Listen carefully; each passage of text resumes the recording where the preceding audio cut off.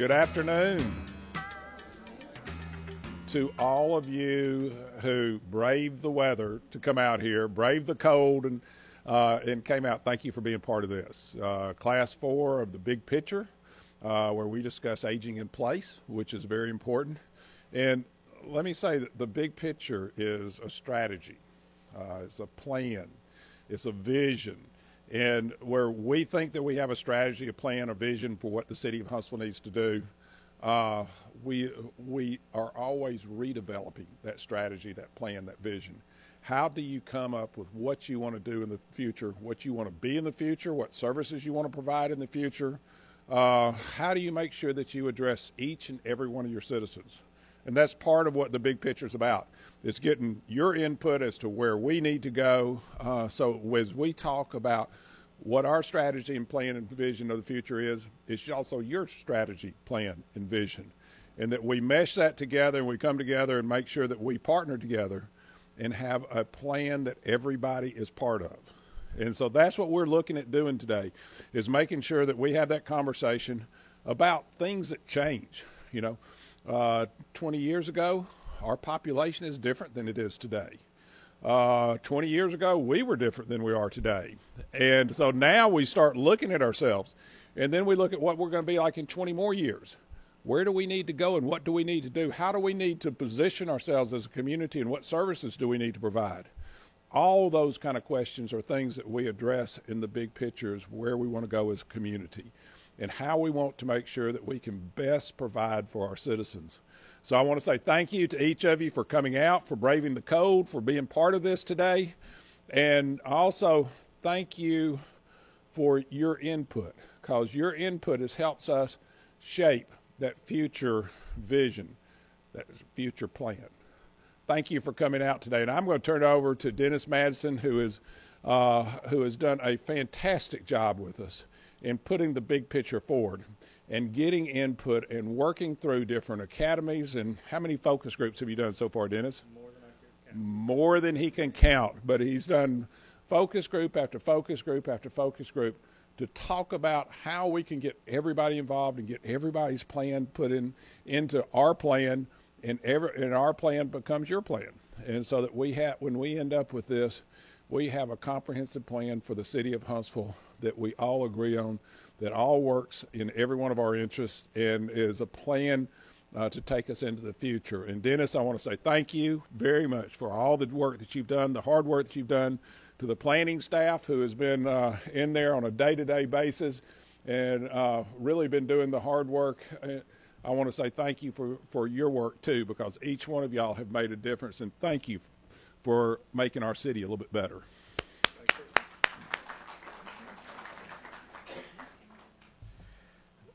Well, I was going to talk more about the big picture, but of course the mayor talked about it, so I guess I don't have to anymore. I'm going to go through a few things. Obviously, we got the welcome for Mayor Battle. I am actually going to give you a little bit of update as to what's after this before we get into our presentation. I hopefully won't talk too long.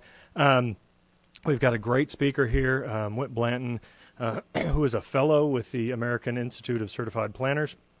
That's a mouthful. But really what it says is he's worked in a lot of cities. He's worked with a lot of different populations. He has seen how America has changed and grown. He's got a lot of experience in helping communities kind of retrofit themselves to accommodate their own changing populations. Pardon me. Then we've got one of our own residents, Delia Segrist, is going to talk about a local initiative that I think we might be able to actually duplicate or replicate throughout the city or in other opportunities. And she's going to talk a little bit about that at the end. And then we're going to wrap up with a few exercises. Hopefully, we're going to call them planning calisthenics to kind of get folks thinking about what some of the challenges are and what some of the opportunities are for Huntsville as we go forward. So the big picture, this has been going on since last May. We've had multiple Citizens Academies. I think many of you have been there. I know, some of you qualify for frequent flyer cards. They've been really, really well attended. I've been very, very excited. It's really a testament to how engaged the community of Huntsville is and the city of Huntsville is that you have people coming out to these evening workshops. I find them exciting. I didn't think anyone else would really find them that exciting, but they've been very, very well attended, and we've gotten a lot of great feedback from them. And we're really going to extend this for another couple of months. We're going to do another one of these on transportation in March.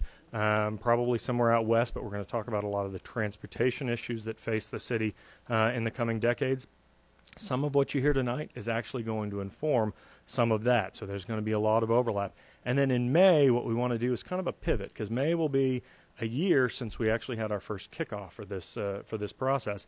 And what we're going to do is say, all right, here's all the stuff we heard from the public, and here's all the input we got, and here's all the analysis we've done. Now we're going to start talking about principles and strategies and actions. What are the steps that we might start taking going forward? How can we take our vision and begin to actually implement it, or what are the strategies that we can do? For those of you who have not used the website or are not getting the newsletter, first off, shame. All of you should be getting the newsletter. It comes every other week. It's fantastic. James Vandiver, wherever he is, does a wonderful job putting it together, but it's filled with a lot of planning information. It really helps you keep up to date on what we're doing and where we're going and what our feedback has been. If you are watching on television, or if you're viewing this in the future on a video, you can actually email your questions if you haven't been able to attend. I know we were expecting a bigger audience. I think the weather has really kind of thwarted us a little bit.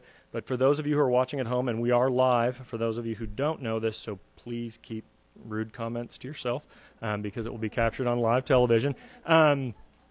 You can email us questions that you have, and we will answer those as soon as we get a chance as well to that email. And even if you're part of the Twitter crowd, we have a hashtag as well. I want to talk a little bit now to lead into Whit's presentation. We've been doing this now for better 8, 9, 10 months, going out into communities, going out and talking with businesses, talking with neighborhood associations, and just saying, all right, what's the general sense of what the issues are? What's facing us out there? And we hear a lot about transportation. We hear a lot about economic development.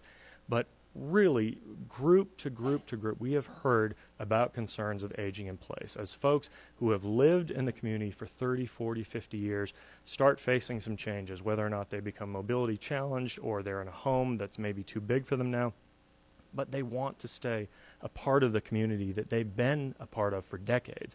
How do they do that? And this opportunity is really in front of us to make sure we can make some changes. There's some strategies Whit's going to talk about that can help us address that. But these are really some of the big things we heard. How can we diversify our transportation options? We've heard that so much. People who either don't drive anymore or are less comfortable driving, what are the options out there for them? How can we make it easier to walk? How can we make transit more comprehensive to serve them? How can we create more opportunities for physical activity? If anyone has seen a lot of the senior studies out there, you know that health outcomes for seniors really improve with just ready access to basic physical activity, even if it's just walking every day. That sort of thing can improve health outcomes for seniors radically. If we can improve access to those recreation opportunities, we can improve the quality of life for our seniors. How can we improve access to other services? Just going to the store, going to the pharmacy, getting out and experiencing life that they've been experiencing for decades, but maybe now they're feeling a little more distant from. And how can we support independent living? There are a lot of different ways to do that. There are a lot of different scales to it, but I know most folks really would like to live independently as long as they can, and there are a lot of things that a community can do to support that. And all that rolls into how do we support a high quality of life for our seniors as they age. As their lives change, how do we make sure that there's still a high quality of life? So with us today, we've got all the way from Florida, which does have a little bit of a retirement population, is Whit Blanton. Whit Blanton has worked in communities around the United States and has dealt with these issues and dealt with how you actually put strategies in place to help accommodate an aging population. So if you will, I'll get off the stage, let Whit talk, and please help me welcome Whit Blanton.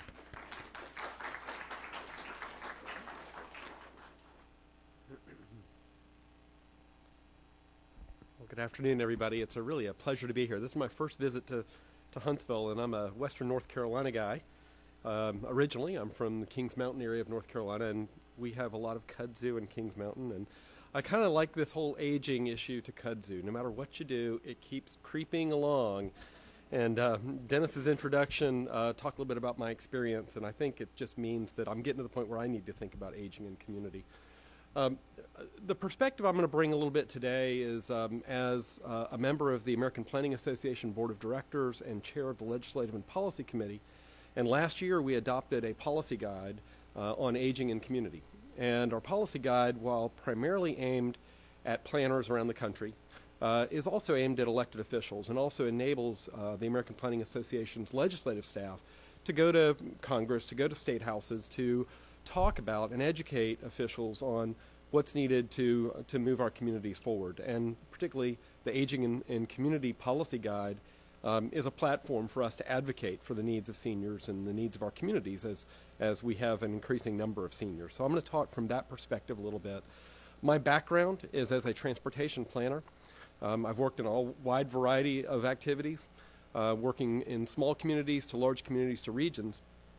And when I do transportation planning, I don't think you can divorce it from the issues of housing, economic development, social recreation opportunities, and just ensuring that you have a well-connected, well-integrated community.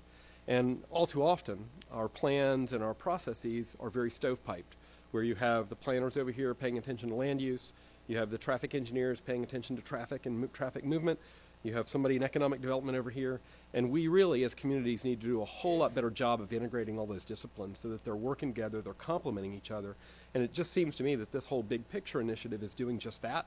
And so I really applaud you on your efforts because I think it's a great platform to begin. So I'm going to talk a little bit about 4 key areas here, and I'll probably spend a little bit more time on trends and issues and policies than I will on implementation, but I'll touch on that, and I think that's a good transition into the exercises that we'll be going through, because I think the implementation is really up to you all. How big of a priority do you put on these things? How much of an investment do you want to make into these issues? And from an implementation standpoint, getting things done, what are your networks like? How do you engage the community? How do you engage community-based organizations? How do you define roles and responsibilities? Because that's a key part of implementation. So first, let me just start with some of the trends. This may be old news to many of you. See what I did there? Old news. But in 1900, 1 in 25 people were over the age of 65. We were a pretty young society back then. And that has changed dramatically. In 2010, 1 in 5 people were over age 65. So we have a pretty dynamic change that's happening across the country. And you can see it in pretty dramatic texture. I come from Florida. That's where I live now. And we have been at this for quite a long time. Florida has been the retirement home and continues to be for a lot of folks from around the country. But you can see the change that happens just from 2000 to 2030, where that percentage is rising to 30% or more in many of our states. And that's going to have a dramatic effect on public policy. If you think about it, delivery of services, police and fire protection, the types of homes that are being built. So we'll get into some of those issues as we go forward. Again, 1 in 5 Americans will be over age 65 by 2030. That's not too far away. And 1 in 5 Americans have a disability today. I know many of you in this room have dealt with aging parents. I'm dealing with that myself. My dad just this last week moved into an assisted living facility. Now he has all his furniture, he has his TV. It's a transition, but he keeps thinking he's going to get better and go back to his house. And he's 84, we're not so sure that's going to happen. So the key is finding those locations that are comfortable, that are, I've got one right up here, thanks, that are available to them, and so that they can have their networks in place, friends, family, and church, and what have you. The life expectancy is another big issue. Not too long ago, we weren't living much past age 70. Now we're living much longer, to 82, for instance, and by 2050, the number of Americans over 85 will triple to 5.4 million to 19 million. Single-person households is another factor of that. The fact is, and we'll show some data about that a little bit later, is that women outlive men. And so we have, as we get into the 70s, 80s, and 90s, a lot more single-family, single-headed households, single-person households. And that's also really critical because there's a real risk of isolation. And as people are socially isolated, evidence shows that their physical abilities and mental abilities do decline more rapidly that way. Senior citizens are driving infrastructure spending, and I'll just give you a little anecdote. It wasn't, but maybe 10 years ago, there wasn't much of a conversation in many of our communities about public transportation service and on-demand service, what we call paratransit service in the industry, but service that goes door to door and provides pickup and delivers people to destinations. That demand for that kind of service has increased dramatically. It's very expensive to provide. A door-to-door paratransit trip is typically anywhere from $15 per trip to as much as $30 to $40 to $50 per trip if wheelchair is needed. That's a lot more expensive than a $1 or $2 bus fare. And so all across the country, transit agencies are grappling with this demand because their transit networks aren't necessarily geared towards serving senior citizens and people who are aging and the destinations they need to reach. They're often aimed at commuter destinations and the like, or to downtown. And then if you want to go anywhere else, you got to go downtown, transfer, and go somewhere else. So that cost is borne by us, the taxpayers. And every one of those trips, $30 to $40 to $50 does add up, and especially when that demand is rising. So we really need to rethink how we shape our transit systems, how we shape our bicycle pedestrian networks, how we shape where jobs and housing and services are located. This is the graph I was mentioning. The bars on the left are males, and the bars on the right are females. And you can just see that that increasing number of people who are 55, 60, 65 to 69 and beyond is ever growing, but it's growing disproportionately. The male number is not growing quite so much, which is unfortunate for me. But it's a reality that we all have to deal with. This is an extreme example of this case. This is Japan and the change that's happened in that country since 1950, where they had a traditional pyramid where they had a lot of young folks moving through, and then over time that began to flatten out, and now it's an inverted pyramid or a kite where they have an older society. And an older society, just by its very nature, doesn't produce as many younger residents. There's not a lot of in-migration to a country like Japan, so they've got a real challenge facing that society. We're not quite as extreme as Japan, but it's a similar type of situation where many families are choosing to have a fewer number of children than they did 20, 30, 40 years ago. I can see it in my own daughters who are 22 and 17 now. They don't really have any interest in getting married real quick and starting a family. They don't have any interest in owning a driver's license. So there's a lot of changes that are happening with that group that we have to be mindful of. So I look at aging in community as really addressing the full broad range of life cycle needs, because if we just focus on one relatively narrow segment, then I think we're missing a lot of opportunities for win-win. And I don't know about you all, but there aren't many people that I talk to who want to be in an elderly community. They don't want to be isolated. They want to be around people who have fresh ideas and different perspectives and some diversity of background and character and perspective. And so we do that by thinking more broadly and not just planning for one narrow segment of society. Household change, as I mentioned, is a dramatic shift. The number of households with children was as high as almost 50% of the population right after World War II and into the beginning of the baby boom generation, or towards the end of the baby boom generation. That has now dropped to about 33% and dropping to 28% households with children, and then single-person households more than double, up to 28% projected by the year 2025. So these are all pretty dramatic indeed. So in terms of the issues and opportunities and what this means for society, for our planning, for communities like Huntsville, it means that we have to think about a bigger picture that looks at health, wellness, social well-being, connectivity. And so from a health standpoint, there's a whole lot of issues that we're facing that are driving up costs, driving up the delivery of services, and the efficient infrastructure that's needed to provide those services. From an economic standpoint, now this is really interesting, the population group with the most disposable income is the aging baby boomer generation, many of which are hitting 65, 70 years old now. So they have a lot of income. They have maybe sold their house, they're downsizing. They have the ability to spend it on things, and they're choosing where to live. They're looking to pay a premium for certain types of housing when it's available. And so all of those factors are combining to really make retailers think differently, to make folks who manufacture things think differently, So our economy is beginning to change as a result. The baby boomers shaped things 40 or 50 years ago with music and culture, and they're changing things now with what they buy and where they choose to live. And from a social standpoint, we still have large pockets of poverty in this country and in many places, probably in this community as well. And aging just exacerbates that if we're not mindful of delivering those services to those areas in need, because they don't tend to have the social networks or the ability to spend and buy things where they need to and locate where they want to be. I'm going to talk a little bit about more of the federal perspective in just a few moments, but the Centers for Disease Control and Prevention has put together a really nice initiative on healthy aging in the built environment.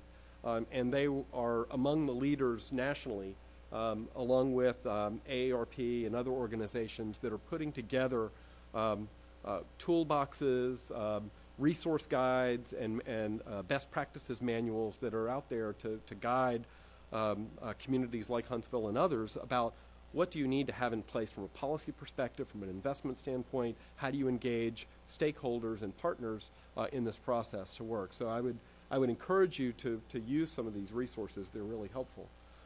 And we think about where we serve the aging community. So it's establishing centers. It's establishing places that are accessible where people can walk in and have their taxes done. And they can have assistance with purchasing goods and services and grocery shopping and things like that. So providing those kinds of services, and that's something we'll talk about with the Village to Village Network in just a few moments.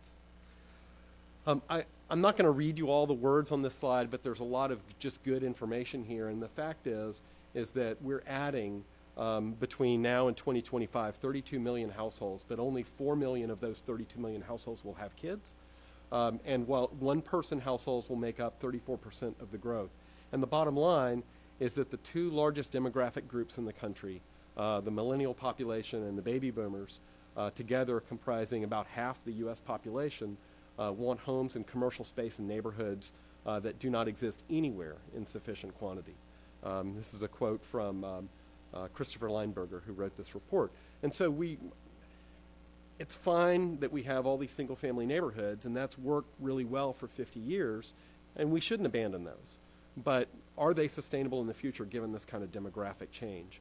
What I'm seeing in my region of Orlando, Florida, is that those second-tier suburbs have rapidly lost their value as a result of the post-recession. And their recovery back to those pre-2006, 2007 prices is not really happening. So there are many mortgages that are underwater in my neighborhood because there just aren't the people trying to buy those homes. And that says a lot for those communities, and it's going to be a real price to pay. Now, where the growth is happening, it's happening around transit stations, it's happening around downtown, it's happening around our village centers, our town centers, not necessarily a high-dense downtown area, but places where you have a network and you have a diversity of homes and shops. That's where the growth is, and that's where people want to be. So we need to think about creating those kinds of new networks wherever possible. I'm going to transition a little bit now to policies and talk a little bit about first from the federal perspective. And this is real interesting to me as a transportation planner. I like to talk a little bit about the importance of vertical and horizontal alignment in transportation planning. And that's just a fancy way of saying is you need to leverage your resources. We don't have enough money to go around to solve all of our transportation problems. The gas tax is a declining revenue source, and that's really the backbone of how we fund transportation. The gas tax is declining for those same demographic reasons I mentioned. Younger people aren't wanting to drive as much. We have more fuel-efficient vehicles. And so the revenue that's collected by the federal government, by states like Alabama, is just not what it used to be to sustain and maintain the road infrastructure or the transit networks that we built. So the U.S. Department of Transportation recognizes this. They see the handwriting on the wall in terms of funding sources. And they've created a number of programs to leverage resources and better connect people. And if we don't have the vertical alignment, which means if the federal government is saying we're going to be doing these things and funding these things, then the state government needs to say, okay, how can we tap into those resources that you're funding? And metropolitan planning organizations and cities like Huntsville need to align themselves. And so when you can do that, and you can say, all right, City of Huntsville, we've got some things we can do. We can look at land use decisions, policy decisions like that. We can think about, as development comes forward, how we ensure we have well-connected streets. We can think about where we plan our public transportation services. And if we do those things, what kind of funding sources does the state and the federal government begin to open up to you? So the U.S. Department of Transportation created a program called Ladders of Opportunity. And Ladders of Opportunity is essentially, how do we ensure that we are defining and addressing the gaps in connectivity to essential services, things like healthcare, hospital services, education. It's a pretty broad thing. It even includes recreational opportunities because, frankly, as I indicated earlier, as you age, the risk of social isolation really does undermine your well-being. So social and recreational opportunities are essential services. Jobs, education, job training in some cases, all those are factors. There are other key planning emphasis areas. Regional cooperation. Again, maybe that's the horizontal alignment where city, county, and other jurisdictions are working together to establish a network. But putting resources together is really it's a challenge, frankly, because we are trained in our professions as focusing on what we need to focus on, but our dollars go a lot further when we collaborate and cooperate. There are other components of that from the federal perspective. My company and what I do a lot of is part of the U.S. EPA, the Environmental Protection Agency's Building Blocks for Sustainable Communities program. And we go out and we do 2-day technical assistance around the country on things ranging from how do you create a food culture and local foods initiatives from growing and sustaining and providing access to healthy foods to walkable communities, complete streets, and a whole host of things.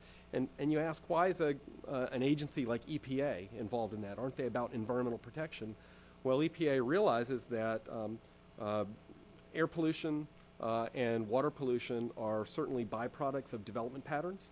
And if we're not paying attention to development patterns and we're not paying attention to how we use transportation resources, then we run the risk of undermining public health through bad air quality. And that was a big issue in the 1970s, and in some major metropolitan areas, it's still a big issue, like Atlanta. Housing and Urban Development Department has done a number of things for aging and community with the supportive housing for the elderly and the assisted living conversion program that both have been established. And those programs are aimed at retrofitting existing residents, usually multifamily, but making them more visitable, making them more safe, providing assistance for threshold treatments, shower and bath treatments so that they're safer places and people don't have to relocate to find those areas.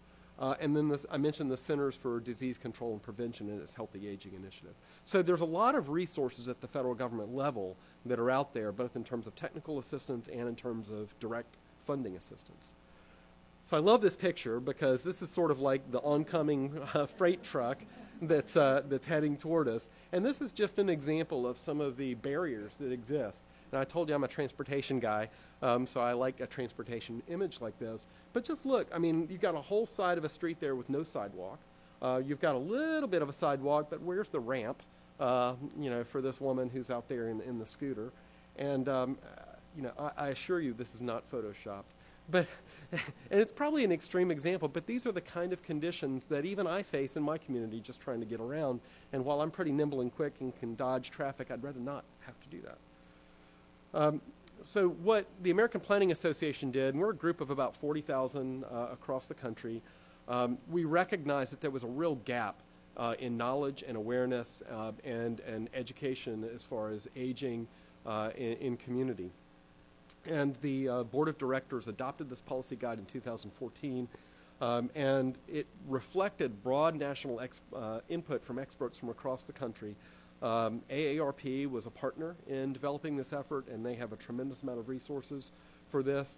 And it's being used to inform our legislative and advocacy positions, partnership with allied groups, not just AARP, but state departments of transportation and others, and to engage in outreach and development of best practices.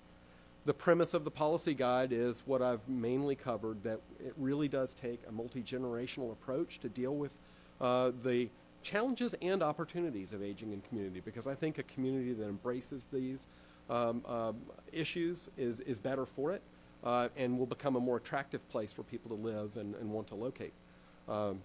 It reduces the risk of social isolation, poverty, declining health, and poor economic well-being. It also presents an economic opportunity for folks who are in retail and manufacturing to really get behind some of these things and think about, what do I need to be doing? What kind of opportunities can I tap into? And planners need to lead with comprehensive approaches and mobilizing resources as you're doing through this program. I love this picture of these guys up front. We were talking with the mayor about Sarasota, Florida. These folks are from Sarasota, Florida, where a lot of grumpy old people go to, with plenty of time on their hands, to complain about stuff. But you know, planning for a community does take effort, and it takes time, and it takes time to cultivate and build support. I think I have another picture of those folks smiling a little bit later. But it's really important that as we put our plans together, that we actively engage older Americans in that process. And so the main policy principle starts with engagement. If you're going to go about a process of planning for an aging community, is you have to understand what people's needs are. You have to talk to older Americans, people who have parents and family members who are aging. What stress does that put on you? How are you dealing with that stress? And I was telling Dennis earlier today, my sister lived in the same town that my mother relocated to, and it became a real burden on her. She was a part-time employee, and my mother, God bless her heart, she was an executive director. She had that boss mentality. When she wanted to go to the store, she wanted to go to the store. And so I was an hour and a half away. My other sister was 4 hours away. And my mother located in an area that was isolated. It was in suburbia. It had no transit service. It was very spread out. You had to drive about 2.5 miles to the nearest grocery store or any kind of services. It was just a residential community. And so she needed a lot of assistance, and it was very demanding. And so that effect, I think, is pretty pronounced on a family and on a household. And it takes time away from your children. It takes time away from your own life. So if we can create communities where there are more interactive opportunities and those trips are less onerous, it's an easier thing to accomplish. So developing strategies, addressing unmet needs, and it's not always meeting individually with elderly people. It often means working with community-based organizations that serve their needs. And so healthcare, social service organizations are also effective advocates for that. Housing is another important policy principle that I'll touch on briefly here. And we need to ensure there's a range of affordable and available housing options in communities for older adults. Low-income rental housing needs to be preserved. There have been a lot of threats to take that away as budget resources are stretched at the federal level. But there aren't really many opportunities for funding of that. And developers need that sort of assistance, that subsidy, because there's not a big rate of return on affordable housing property. So the subsidy is important there. Increased funding for the low-income housing tax credit. Again, developers can save a lot of money through tax incentives to provide affordable housing for the elderly. There are a number of programs that community development block programs in particular saw their heyday in the 1970s, and they have declined pretty precipitously since then. But community development block grant programs are the #1 funding source for programs and services that are needed by communities as people age.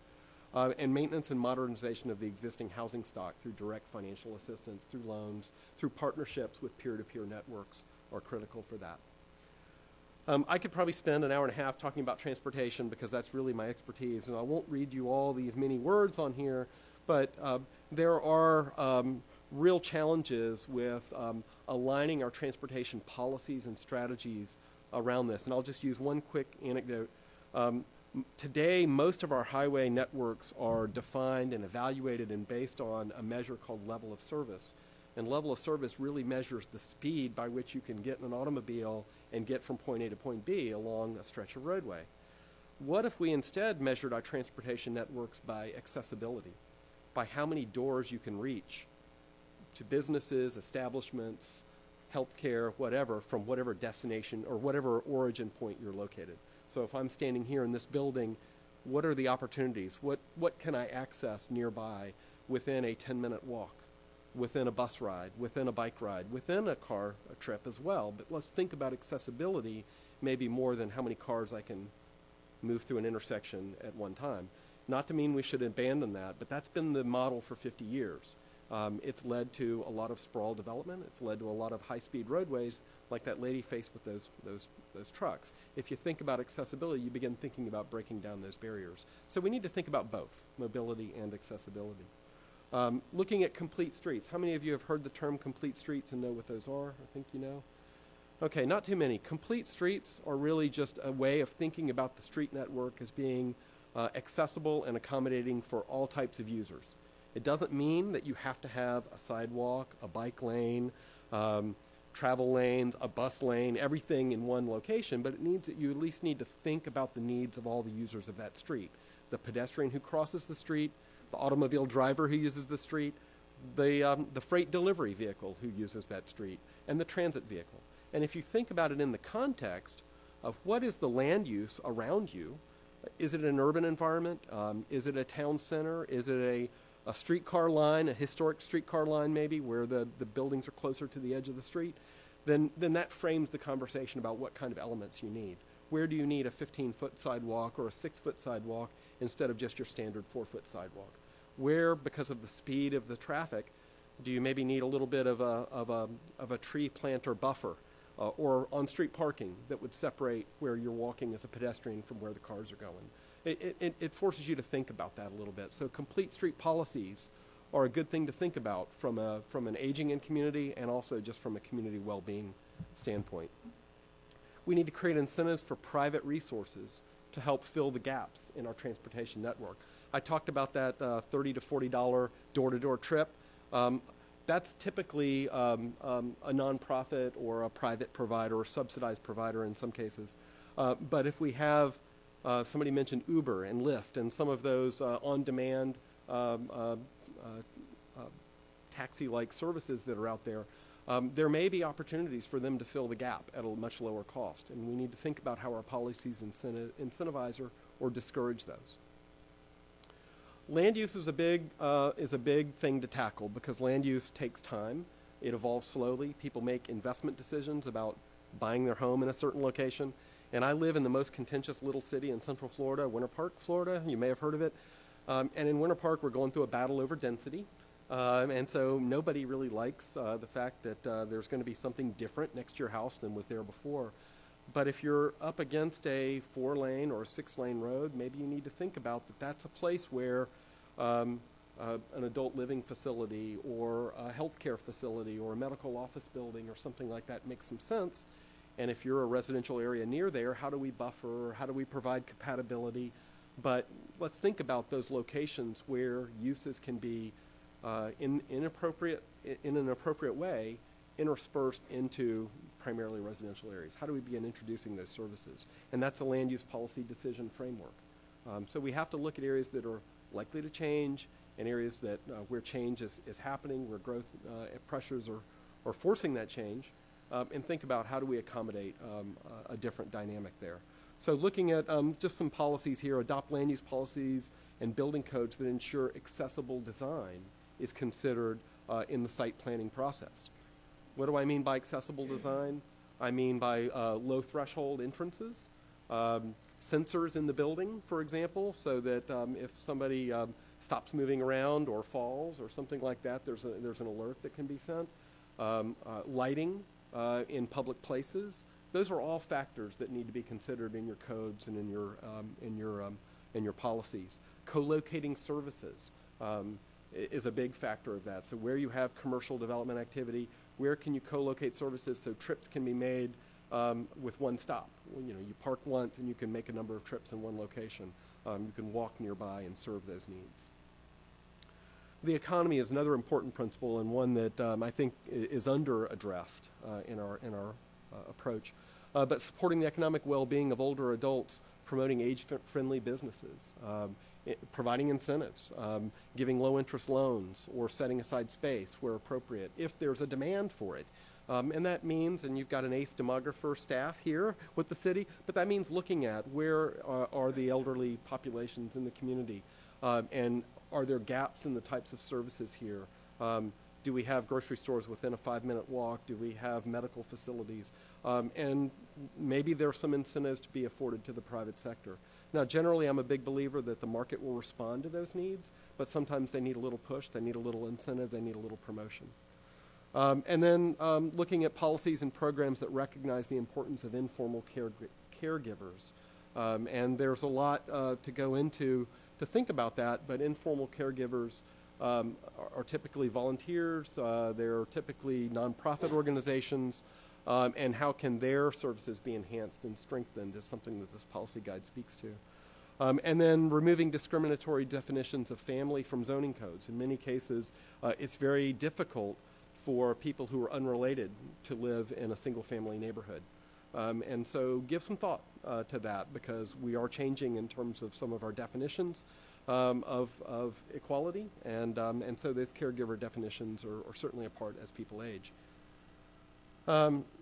We also have policy principles addressing community assets and support, and that really speaks to strengthening a number of different avenues for providing and supporting aging in place.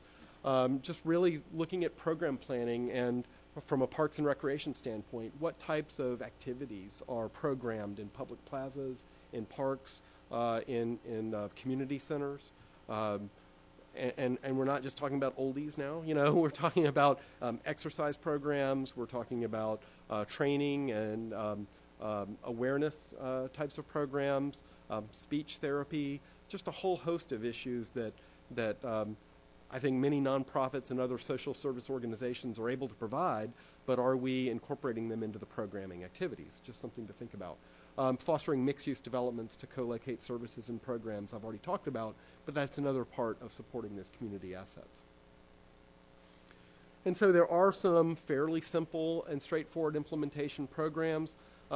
Some of these require a little more legwork and close partnerships, but having cooperative nonprofit organizations that help people work together to provide a network of services. The very first of these was the BeaconHillVillage.org in the Boston area. You can check that out and look at what they've done, but they were really the beginning of this village-to-village peer network program that you're starting here in this area. And it's really meant to identify the needs in different neighborhoods and different communities of what types of services are in demand, are missing, are gaps, and how best to provide those services. And a lot of times that'll fall to transportation, affordable transportation. That door-to-door services is not $30 an hour, but typically provided by a volunteer network of drivers. And the Village Peer-to-Peer Network provides the conduit, the connection, and the framework for organizing that. And it's a replicable model that's intended to be grown throughout the country. And I think you'll see a lot of growth in that. Now I'm going to transition a little bit to implementation by starting with some survey findings from AARP, the American Association of Retired Persons, of which I just became a member at age 50. And I think it's real interesting for AARP to think about what is livable. And so they have put together, and this is groundbreaking because it's not the mindset that AARP had 5 years ago. And now they're really looking at delving into the preferences of older Americans and then giving them the tools at their fingertips to select and choose their community assets and where they want to be and how they want to locate. So it's a web-based index to measure community livability across the U.S. And it's not yet unveiled, but in April of this year, I'll be introducing the assistant director for AARP at our National Planning Conference. And I think that will be when it will be officially unveiled in April of this year. So it'll be available to everyone then. But this has been developed through a very intense and rigorous scientific process of looking at livability, sampling size of a pretty large random sample of the nation, and separating out the preferences of people who are 50 plus. I know you can't read this, but I'll just explain. The livability framework essentially breaks down to there are general preferences, and then there are family, cultural amenities, and comfort that people look toward. But there are internal mobility limitations and external mobility limitations to those preferences. And internal could be just fear what my spouse prefers, what I think my spouse prefers, things like that. And then external could be that we have policies, or we have lack of transportation, or we have a land use pattern that's not quite right. So those factors are all what influence this livability framework. And as they did this research, I think there's some important keys for planning. First of all, they found, not surprising, that there's an overwhelming desire for people to age in place, to age in their community. And that's much stronger for people who are, I think, facing that reality more directly, who are 65 and plus and over. 87% of those folks have that desire to age in place, where people who are my age and a little older, it's about 71%. Just 17% say they plan to move in the next 3 years. So people really aren't looking to change, and more likely to be members of minority groups, those who are planning to move, or to have low incomes, or to be non-drivers and currently live in metropolitan areas. Now, the general population of 50 plus people that they surveyed, when they asked what are the local actions to improve your community, the number one thing was increased police presence. People said that was pretty important. Improve schools, make streets more pedestrian friendly. I won't read all 10 of these, but these are all a pretty good checklist for aging in community for folks. Now, the priority actions by ethnicity. So they broke this down by the general public: white people, African Americans, Hispanic, Latino, and Asian. Pretty similar for the most part. You can see a few differences, but I think improving schools was second among the general public, first among whites, first among African Americans. Let's see, where are some big, like build or upgrade parks? That ranked pretty low among African Americans, about middle ground among whites and others. African Americans tended to increase police presence and improve schools, and then increase funding for affordable housing programs was higher than some other groups, although Hispanic and Latino was right there. I guess the point is that there's a lot of commonality among races and ethnicities from this perspective. General public findings, again, in the AARP survey for safety. Do you feel safe in your community? And generally, most people do. The first is, do you feel safe getting around your community during the day? 94%. So during daytime, most people do. But that drops pretty dramatically at night. Up to 30% feel unsafe in the evening. And then, are there areas in your neighborhood where you feel unsafe? So that rises to 73%. And is your neighborhood pedestrian friendly? And just a little over half, about 59%, said yes. So that's pretty telling. I think those are pretty interesting findings from a planning perspective. So we have to think about safety and personal security as well. Amenities near your home. What communities or amenities do you want close to home? Bus stop, grocery store, pharmacy, drugstore, parks, hospitals, all ranked pretty high along the scale there. A mall or a major shopping center. I don't know too many people who want to live right next to a mall, but those sort of tailed off, and you can see that. For different races and ethnicity, who prefers a maximum distance of a quarter mile to local retail? I mean, can you walk to services, shops, things like that, dry cleaner, grocery store? And African Americans rated that pretty highly. They want to be a little bit more than whites. 22% said they'd like to be close to a grocery store. Pretty similar for Asian and Hispanic cultures. For whites, that was lower. So there are some differences there in different groups.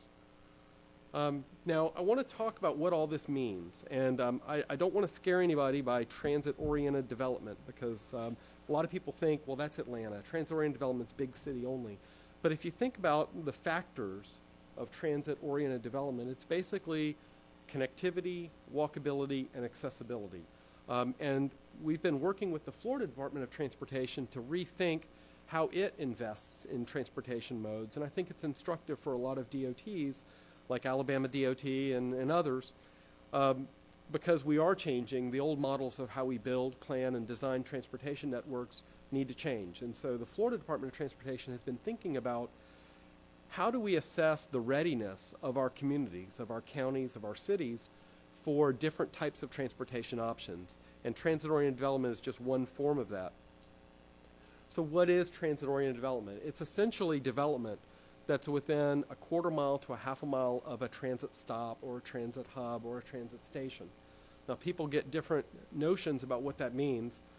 It's not necessarily a MARTA line in Atlanta, a heavy rail or high-speed rail line or something like that.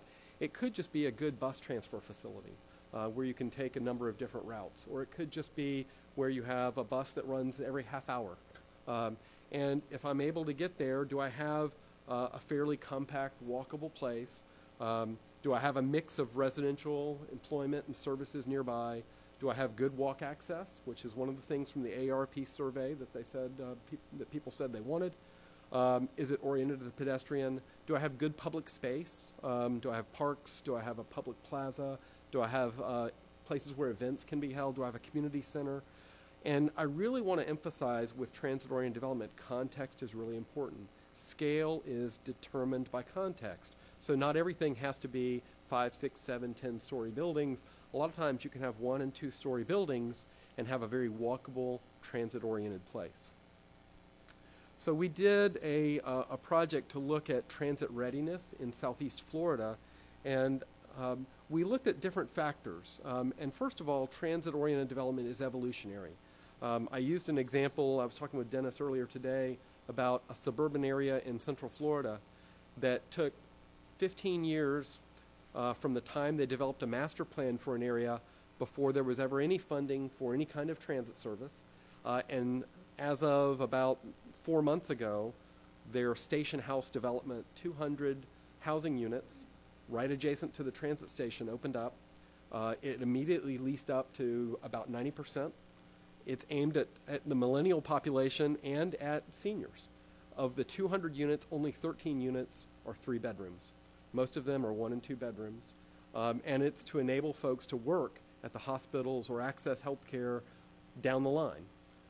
But it took 15 years. And in many cases, planning for transit-oriented development takes that kind of a time frame. So you're laying the groundwork now, and you're thinking that through. But for land use patterns and transportation networks to come in sync, it takes a while for funding to come into place. But we look at different factors, and so it needs a combination, and they emerge from the combination of these opportunities. So as we looked at the readiness of a place for transit-oriented development, we have to think about the types of businesses, we have to think about the perspective of residents and the number of residents, we have to think about investors and what they're looking for, bank lenders, and there's a lot of education that has to go on. For example, one of the big impediments to this is the lending community, banks and lenders, because they will rarely lend money to a commercial developer, office, retail, or whatever, unless there is a certain set amount of parking on site. And what does that certain set of amount of parking on site do to walkability? It kills it. So we have to change some of those mindsets. Those lenders will do that for residential if there are transit options around, but they're still not yet over the threshold of doing that for office because they feel like office developments, everybody wants to drive to those. And that's still probably true. But that mindset's going to have to change. And it's changing in Atlanta, it's changing in Charlotte, it's changing in a few places, but it'll eventually need to change in more places for that to happen because not everybody wants to move to a handful of cities. So as we put this together, the purpose of the TOD readiness was not to develop a competition, one site against another site, but to inform each local government, what do you need to work on? What are your assets? What are your strengths? What are your opportunities? And the factors that we considered were geographic factors, demographic, economic, and institutional factors to look at a holistic perspective of how you come out of the ground and how do you gain developer interest, how do you attract that, and how do you lay a foundation for that. So I'm going to walk you through a few of the measures. And this is probably the best slide to present this information. I'm sorry it's a little bit small, but I'll just touch on it. From a physical standpoint, and all of these, if you just forget I ever said transit-oriented development and think of aging in community, it applies. Physical measures, how large are your blocks? Are they walkable? If you think about downtown Huntsville, most of our blocks here in our walking tour are, 400 feet, 600 feet? That's pretty easy. It means that you have a lot of intersections and a lot of streets that you can go, you can choose. Out in suburban areas, your block sizes go anywhere from 1,200 to 2,000 feet in length. If you've ever tried to cross only at the intersection where you have a traffic signal, you can see you can walk a long way to get to that traffic signal a lot of times. Do you have connected paths? Do you have separated bicycle lanes or facilities for bicycle riding? Do you have a good walkable environment? Do you have shade trees? In South Florida, that's really important to have shade. What is your land use composition? As you walk along a place, do you have a mix of stores and shops, or is it just a blank wall? Economic measures on the upper right. Has there been recent development activity in this area? Is it kind of a hot spot? What are real estate values in the area? Do you have, and this is interesting, do you have a percentage of higher income level households? What that means from a readiness standpoint is the market is probably going to be interested in an area that has higher income households around it. From a social standpoint, housing and affordability, housing and transportation affordability. You really shouldn't be spending more than about 50% of your household income on housing plus transportation. And many places in the country are spending a lot more than that, 60, 70% on housing and transportation. Boston, San Francisco, places like that, it's at the extreme. But if you can live in a place where you can maybe own only one car, that reduces your transportation costs pretty substantially, and you can share that opportunity. Do you have community gathering places? Do you have civic or educational uses? From a political measure standpoint, and this is a little more qualitative than quantitative, but do you have a supporting planning context? Have you done a master plan of the area? Has it been codified in your plan? Do you have principles? Do you have policies in place? Do you have enabling codes that support walkability, small block sizes, and things like that? Have you demonstrated local political leadership? Do you have a champion? Do you have an advocate? Has your city council gone on record advocating for things? What kind of public investments have you made? So all of these factors were looked at to create a readiness tool and apply those measures. And so for each one of these, we kind of did a Consumer Reports, very simplistic rating of the zero circle, the blank circle meaning you really haven't made much progress. Midway, you've done a few things, and then the full circle doesn't mean you've done everything you can do, but you've made substantial initiatives in that regard. And then we've indicated the direction for improvement. So, for example, do you need to work towards smaller block sizes, or do you need to increase connectivity? What's the direction? Is it bigger or lower? And then we created what I call spider graphs, these just little funny things that the more complete and full that circle is, the more ready and holistic a place has thought about all these different factors. And then the tool says, these are the priority actions for this particular place. And it's just a real helpful guide meant to raise awareness. And we couldn't call it any specific name, even though we looked at a specific city. I can tell you it's Dania Beach, Florida. You may have heard of it. But the political sensitivities, because, oh, you're competing one against the other, we had to make up a name. Now, I know you can't read it, but this is the tool, and it's just a two-pager. And it's meant to be a very handy tool that a planning director or a city mayor or a community advocate or a developer could be given to say, hey, this site, this area, this community is pretty ready. It's got these factors doing well. It's got these factors that aren't doing so well. And I know you can't read it, so I won't go through that in detail. And you flip it over, and on the next page are a set of actions and a set of strategies. So if you think about your community and your neighborhood, and I'm not suggesting you do this, but you could apply a similar type of tool and just go around and say, what are the factors that make this place ready for aging in place? Do we have the components? What do we need to work on? What are the strengths and what are the weaknesses that we need to work on? So just a summary of this tool and the implementation framework. I think first you have to complement all the things that you've already been doing.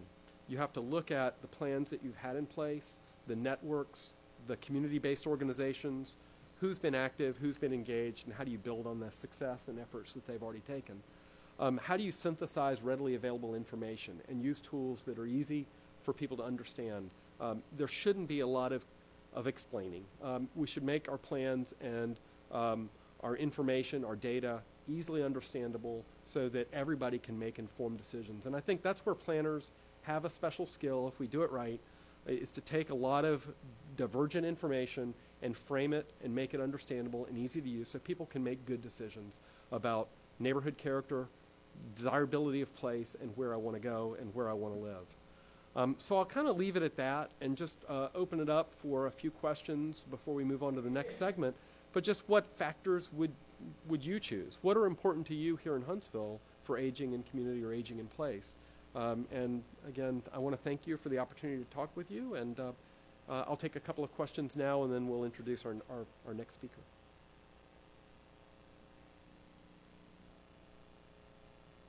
Yes, sir. I was wondering if you had any experience in the communities you work with where instead of having senior centers, you have life cycle centers, life centers, where you put those kinds of facilities next to innovation hubs or business incubators, places like that, where you try and get the generations together, meet together, and work together. Yeah, great question. Repeat the question. Yeah, the question was, instead of senior centers, but having lifestyle centers that enabled people to work together and were co-located with jobs, services, and things like that. My city of Winter Park, where I live, it's a city of about 25,000 people. It's been called a naturally occurring retirement community, which is actually a term. I didn't realize that until somebody said that. But it's naturally occurring because it has a street grid, it's walkable, it has services. It was built on a rail line back in the 1880s. And around that rail line, a lot of elderly-oriented housing has been developed. The city of Winter Park programs its Central Park in downtown with those kinds of activities that attract all kinds of users. And we have a farmer's market. We have a festival, a harvest festival every year. So we have a lot of different kinds of activities. There is no senior center anywhere in the city of Winter Park. There are 2 or 3 community centers, but they are co-located in those kinds of places. So I think it's thinking that through, and unfortunately senior centers get labeled, and it's like a place to go play checkers, but that's really not what they should be. They should be a place that offers a range of services and training and skills like that. Yes, ma'am.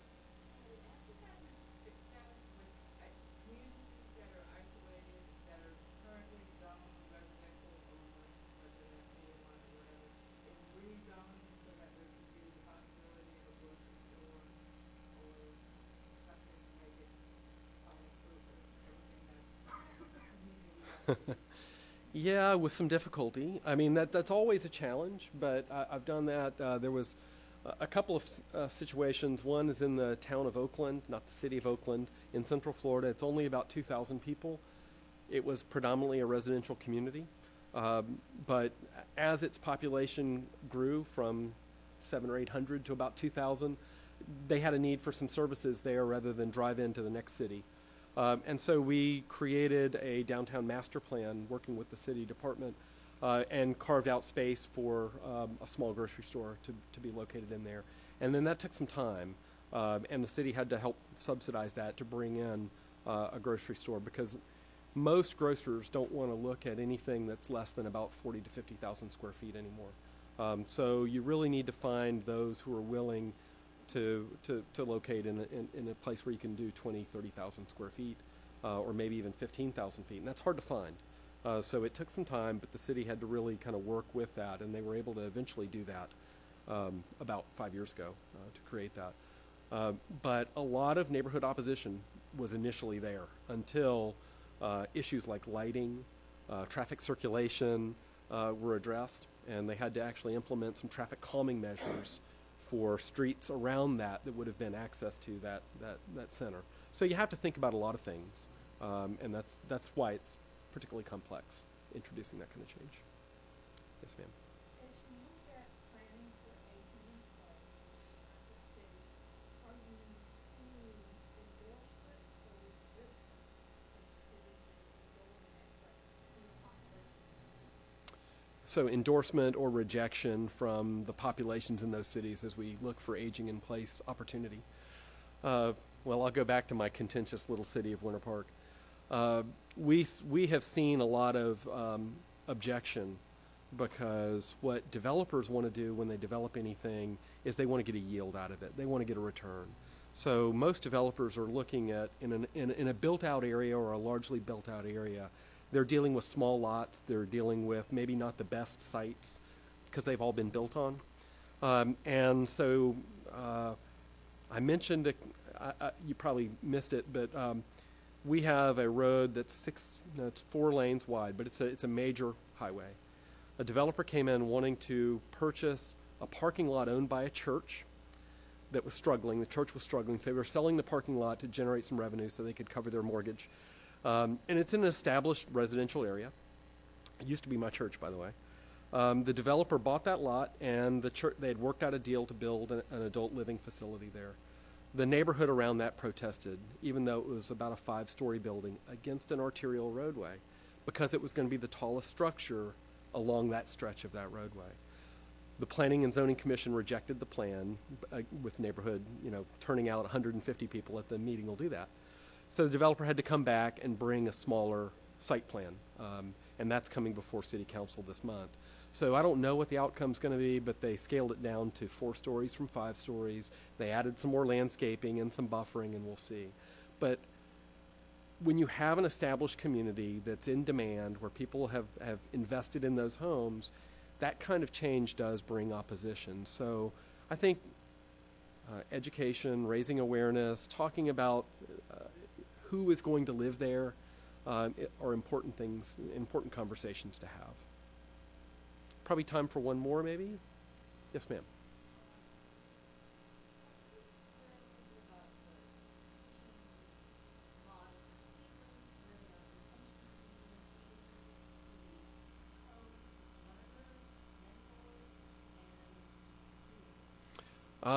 The program in Cleveland about using seniors as co-teachers, mentors, and tutors.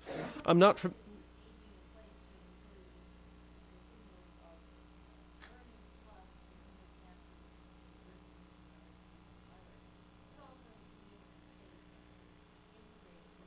Absolutely. I'm not familiar with that particular program, so I won't pretend to be, but I have heard of those kinds of things, and I think that's a fantastic way to keep people engaged, to keep their mental acuities strong, but also to impart wisdom and knowledge. I mean, I've gotten a little smarter over the last few years, and I still can learn from people who have more life experiences than me. And I tell my daughters that all the time, and they don't want to listen. But, having that kind of formal program where there is a mechanism and it's welcomed and invited, I think is critically important. And so that's kind of the greasing of the wheels that local government can help play, and nonprofit and community-based organizations can help do. I think the big challenge is not assuming that local government has to do all these things, but that local government can be the conduit for connecting people. And that's not a big resource-intensive thing to undertake. It just requires attention and discipline, and maybe somebody who's got that part-time job description. But as much as we can connect A and B, resources and skills, then I think that helps really facilitate things. All right. Thank you very much, Whit. I appreciate the time. Before we get to some of our exercises, what we're going to do is bring up, we talked about some innovative approaches to encouraging aging in place, and there's actually a little effort going on the ground. I'm very proud that it's in my neighborhood on Montesano. Delia Segrist is going to come up and talk a little bit, just for a few minutes, about the village-to-village tool that we've got in Montesano Village. Just give you a few bits on that, and then after Delia speaks, Whit's going to stay here, we'll stay here. We've also got several exercises we're going to run through you. We've got surveys as well, so don't go anywhere. But until then, Delia, if you don't mind.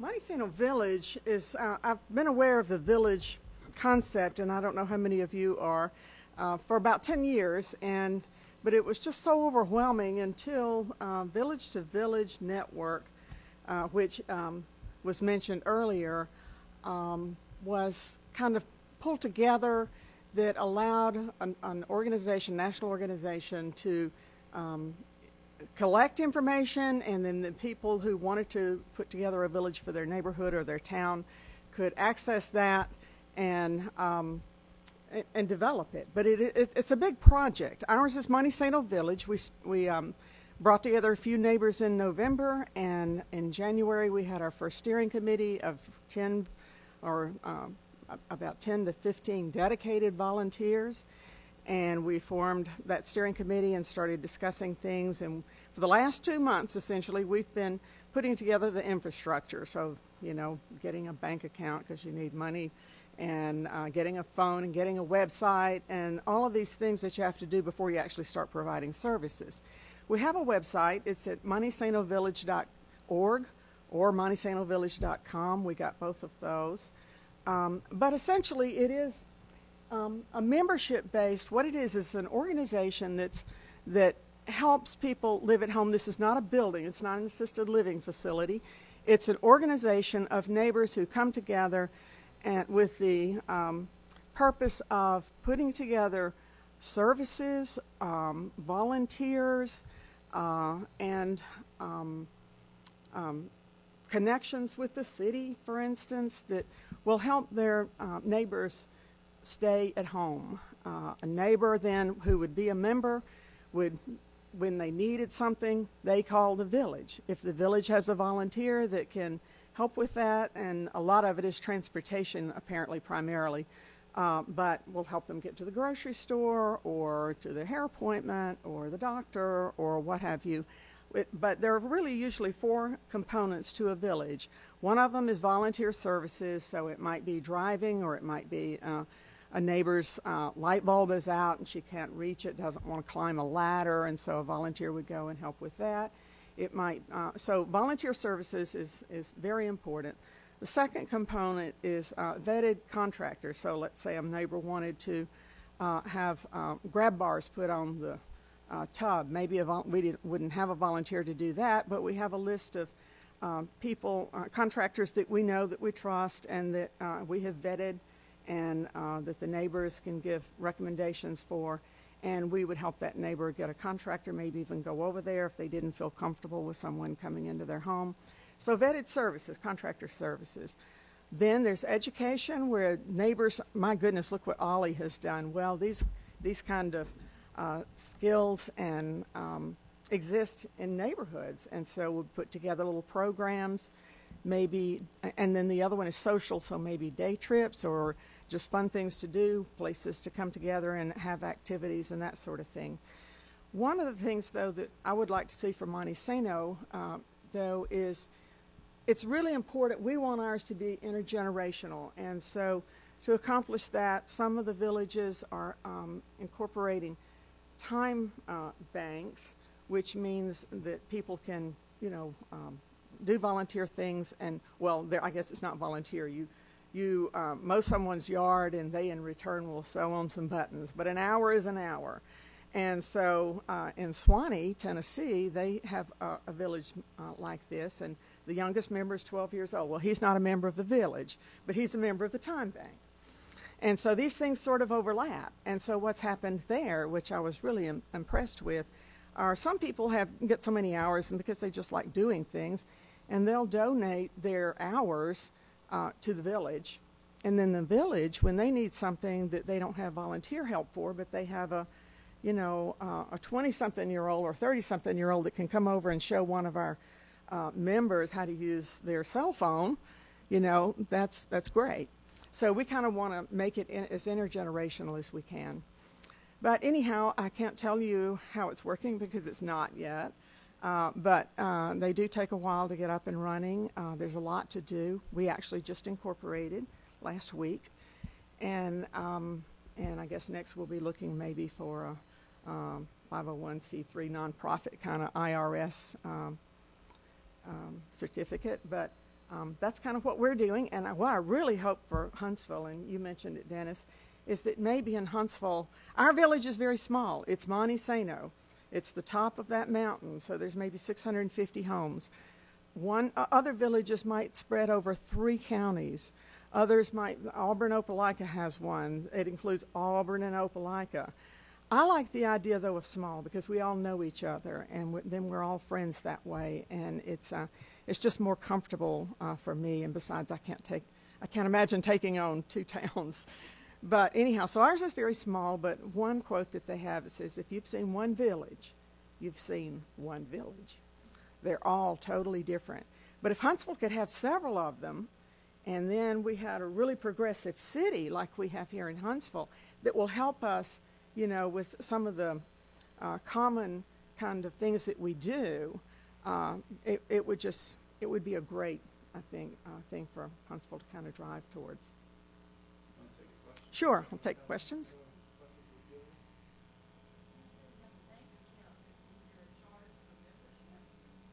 There are no members yet, but there are expenses, you know, and so what we did was we have just sort of word of mouth. We haven't even sent out a community-wide email yet. We just sort of word of mouth let people know, hey, we want to do this. Incredible response. And so we said, I tell you what, there's going to be some startup expenses. Be a founder. Give us $20 and offer to volunteer in some way. And just like that, you know, we had enough money to do the things that we've done so far. We just get the website and, gee, I don't know, get the telephone, you know, apply, get incorporated. That was almost $200. And so there's a lot of little expenses. I think we've, you know, spent maybe $500 at this point. But to get the 501c3 apparently is $600 or $800. So I don't know, we haven't gone there. But we still have that much. I mean, people know they want to live at home, and that's what a village is meant to do, is help people stay at home as long as they can. Any other questions? Go out and start one, and call me if you need some help. All right, Thank you. Dela. I appreciate it. I think listening to Whit and Delia, you really get at the core. Aging in place is about making sure that as folks move through generations, that they continue to be a part of the community and that there's connection, multi-generational connection, whatever that format looks like, whether or not it's dense town centers or it's a village-to-village, a multi-generational village-to-village. It's all about ensuring that as folks get old, they don't lose that connection to the community around them, because that really has the biggest impact on health and quality of life. With that, let's see if we're going to go. Before you go, we've got a couple of what we're calling planning calisthenics, some exercises. We're going to do a few things. We're going to do a couple of exercises, and we've got a survey. And for you watching at home, we've actually got the survey online. Oh, well, that blue might be a little bit difficult. Maybe Blake can bring it up. But it's on our Big Picture webpage under aging-in-place-survey. And you can take that survey right now, or you can take it later. We'll have it up for a couple of weeks. But we're going to hand out a hard copy of the survey as well. You can take that. And then our two exercises are going to be back in the break room. And they're very informal. They're just designed to kind of, now that you've heard what we've been talking about in terms of aging in place, just give us some initial reactions. One of those is a home destination exercise. What we want to do is see on a map, give you a dot of where you live and 3 dots of where are the places that you go most. Where are the places you travel most? And in a way, it'll tell us kind of where a lot of popular destinations are, but what we want you to do is start thinking about the relationship between your home and a lot of the places you go. And then the other one is really very simple. We've got some Post-its. If you could make this city more friendly to a multi-generational approach in aging in place, what would it be? It's that simple. Just write it down on Post-it. We've got a nice big board that you can stick on there, and we're going to ask you to do that for us. So that is it for this afternoon. I really, really appreciate everyone who managed to brave the weather to attend, and everyone who's watching at home as well. If you have any questions, I'm going to stay. Staff will be here. Whit will be here. Until then, finish your surveys, and then head on to the break room for exercises. Thank you very much.